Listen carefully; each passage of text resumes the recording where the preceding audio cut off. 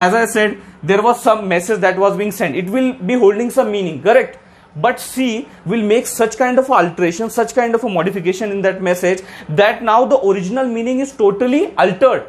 Okay, and after these all the things are done, C will try to send that respective message or data with altered meaning or meaningless data. It could possibly send to the receiver B. Okay, that's what is the scenario that's happening in the replay attack. Now, because of this, what's happening? The integrity of data is totally lost. Integrity of data is totally lost. As I said in the security goals video about the integrity, whatever your data is that is being from the sender side, it is being sent. It is having some state. We can call it as a original state. Means, okay, it is having some meaning, it is having some content, it is having something, okay, which is we call it as a original state. And this respective original state should be maintained till it reaches to the receiver B. Then we can say integrity is maintained, integrity is not compromised, integrity is intact. That's what we can say. But now in this situation, what is happening? The data is corrupted by the attacker, the meaning is altered, or situation could be the meaning is or the situation could possibly the data is or the message is totally become meaningless because of the actions of the attacker C. Okay, so because of this, what is happening? Whatever the message or data reached to the respective receiver B, it is totally different. It is holding totally different meaning. It is holding maybe totally different content or data. So it is in totally different state. It is not in original state as it was at the sender side, correct? So here we say the integrity is completely lost. It is compromised. Okay. Now, here we will move to the next attack. And now we just got to know that integrity is compromised, integrity is lost, integrity of data is lost here in the respective attack, replay attack.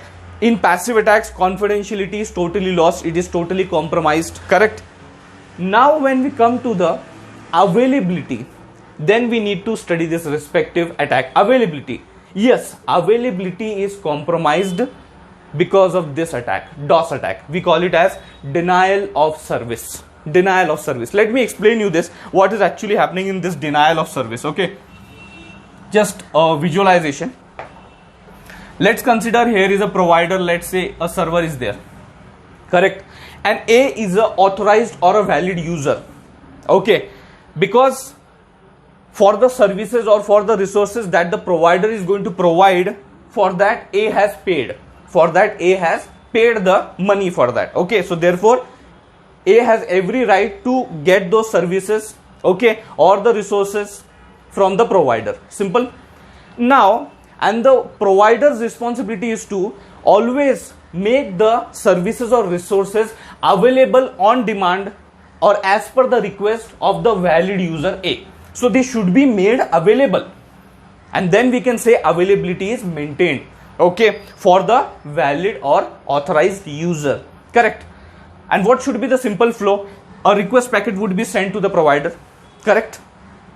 To which a response will be sent, like services or resources would be given to the user, authorized user, valid user A in this case. So this is the basic flow and this is how the thing should work. But what happens? C comes into the picture. Okay. Now this attacker, what it tries to do, it sends many irrelevant, meaningless request packets to the provider, to the server, you can say. Meaningless packets, they doesn't mean anything. Irrelevant packets, just try to send it, okay, to the server. And because of that, what happens? The server may fail, may go down and become unresponsive, And after it becomes unresponsive, whenever the user, authorized user, valid user A try to give some request for a service or a resource, the A user will not receive any response from the provider, is not going to be receiving any response from the provider, because your provider or server, you can say, has become unresponsive. Why it has become unresponsive? Because it has gone down. Why it has gone down? Because of the irrelevant request, okay, with heavy irrelevant, meaningless requests are being sent, and because of that availability is compromised. the resources which should be available as per the request of the authorized user are not made available because of this DOS attack, and that's why the name also is denial of service, denying from service. That is, availability here is compromised, availability is lost here. I hope friends you got these active attacks I just explained you with this visualization. If you found this video informative, do like this video and also share this video with your friends.